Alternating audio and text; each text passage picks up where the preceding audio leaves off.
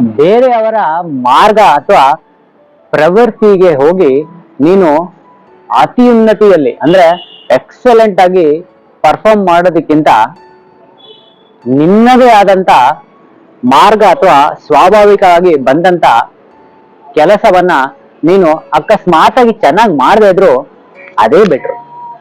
ಇಲ್ಲಿ ಸ್ವಾಭಾವಿಕವಾಗಿ ಬಂದ ಮಾರ್ಗ ಅಂದ್ರೆ ಕರ್ಮಯೋಗ, ಹಾಗೆ ಪರರ ಮಾರ್ಗ ಅಂದ್ರೆ ಅದು ಜ್ಞಾನಯೋಗ. ಭಗವಂತ ಏನ್ ಹೇಳ್ತಾ ಇದ್ದಾನೆ ಅಂದ್ರೆ, ನೀನು ಯುದ್ಧಕ್ಕೆ ಹೆದರಿ ಓಡೋಗಿ ಋಷಿ ಮುನಿಗಳ ತರ ಜ್ಞಾನಯೋಗವನ್ನ ಪಾಲಿಸ್ಕೊಂಡು ಅದರಲ್ಲಿ ನೀನು ಎಕ್ಸೆಲ್ ಆದ್ರೂ ಯಾವುದೇ ಪ್ರಯೋಜನ ಇಲ್ಲ ಅರ್ಜುನ. ಅದಕ್ಕಿಂತ ನೀನು ಧೈರ್ಯವಾಗಿ ಕರ್ಮಯೋಗವನ್ನ ಪಾಲಿಸ್ಕೊಂಡು ಯುದ್ಧ ಮಾಡಿ ಅಕಸ್ಮಾತ್ ಸತ್ರು ಕೂಡ ಅದೇ ಬೆಟ್ರು ಅಂತ ಹೇಳ್ತಾ ಇದಾರೆ.